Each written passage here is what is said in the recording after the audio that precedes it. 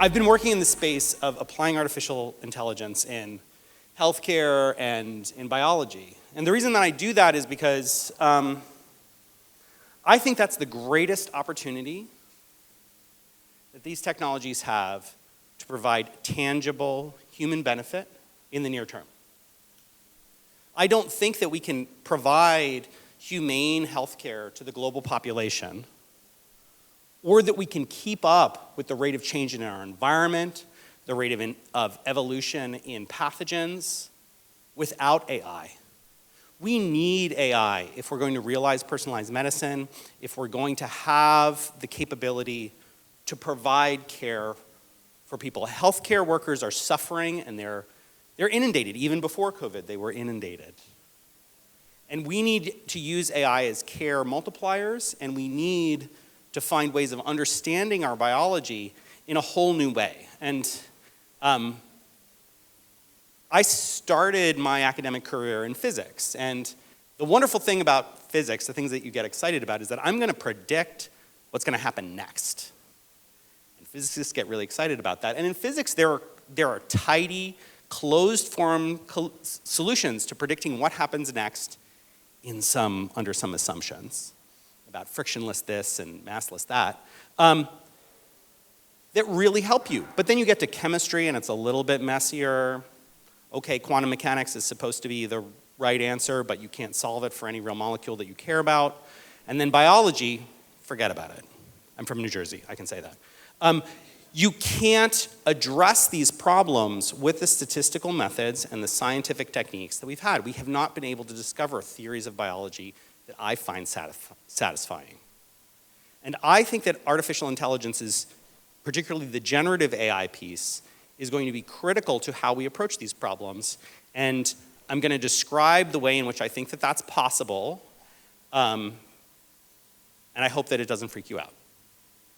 So I think of all biological processes, your growth, your development, the progression of your disease, as a trajectory in an n-dimensional space. Okay, who's still with me? Now, what's happening is that there's some dynamics, there's some things that happen in this space that's like riding down a slalom. And what large language models and generative AI have been able to do is that from a finite number of examples of conversations, of things that have been said, things that have been written, they can now conceptualize what is writable, what sounds right. How do we generalize from this idea? And I wonder if it's possible that we can apply that same thing to these biological processes. Can we measure biological processes well enough through omics, through the kinds of new tools that we have that we didn't have before, to actually learn a model, a theory of what happens next and what happens if you intervene in this way or that way with this molecule, with that change in behavior? I think that that's possible, but I think that's going to take time. It's going to take new data. It's going to take new observations. It's going to take the kinds of work that things like 23andMe do, and a host of other organizations that span governments and healthcare providers. But I think that we have to.